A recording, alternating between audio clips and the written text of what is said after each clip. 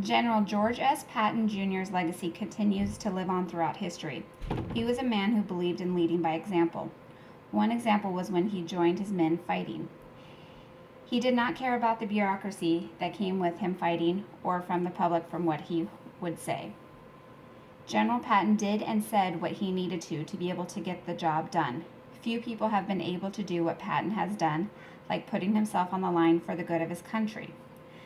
George S. Patton was born on November 11, 1885 in San Gabriel, California, and died on December 21, 1945 in Heidelberg, Germany. From his birth until his death, he was known as Georgie to his family. He was homeschooled until the age of 12, and then he attended a private school in Pasadena, California. His father was his first teacher, and he believed that education should be done in stages. He later graduated from West Point Academy in 1909. When Patton was age 24, he joined the Army and quickly moved up in ranks. He was friends with General Dwight D. Eisenhower, who later became president. Eisenhower has said that Patton loved to shock people. One of the ways he shocked people was in 1941, he rode out on a tank that was painted with red, white, blue, and yellow stripes. While he was on the tank, he was wearing a green football helmet. Although Patton suffered from depression, he did create a tough guy image. This image made it easier to have his troops follow him. His men would say, "I'm a Patton man," and they would say this to get pumped up. He would never ask his men to do anything that he was not willing to do himself. This was incredibly admirable. I believe this made him a hero. He wanted to lead by example, which you can't find much of this nowadays. Patton made many people stop, think, and wonder why he would say what he did, even though the public thought it, but did not have the courage to say it themselves. A famous quote by Patton is, "To kill and to continue to kill, and the more we killed, then the less we'd have to kill later, and the better off the division would be in the long run. The more prisoners we took, the more men we'd have to feed, and not to fool around with prisoners. There is only one good German, and that was a dead one." End of quote.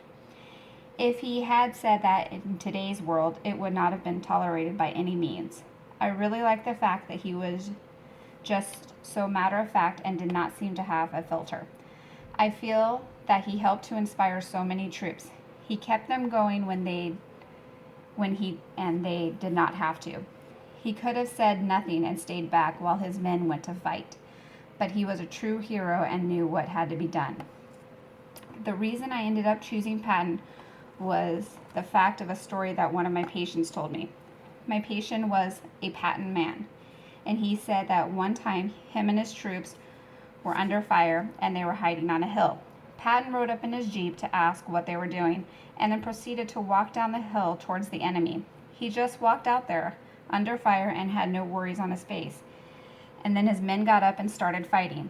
They won that battle, and my patient that had said that they owed their lives and their win to Patton. We all have heard the legends, but to actually speak with someone who was there and witnessed intrigued me, and also seeing that Patton truly was an American hero and he will always live on. My son was in the Army, and his sergeants even spoke of him. This was a man who did so much for our country and definitely was not censored by anything. Patton did pass away on December 21st, 1945, after he was in a car accident. He did not want to live paralyzed, as the accident had left him this way. He said, "I would rather die than be paralyzed." He died and was buried in Luxembourg City.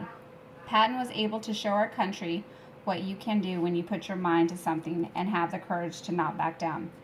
I wonder what kind of general he would have been in today's times and had our soldiers to manage. He never wanted to be anybody's favorite person. He was just aiming to get in and get done when he needed to. I have enjoyed reading and learning more about him and what type of man he was, and his legend of greatness and saying what he means will continue to live on.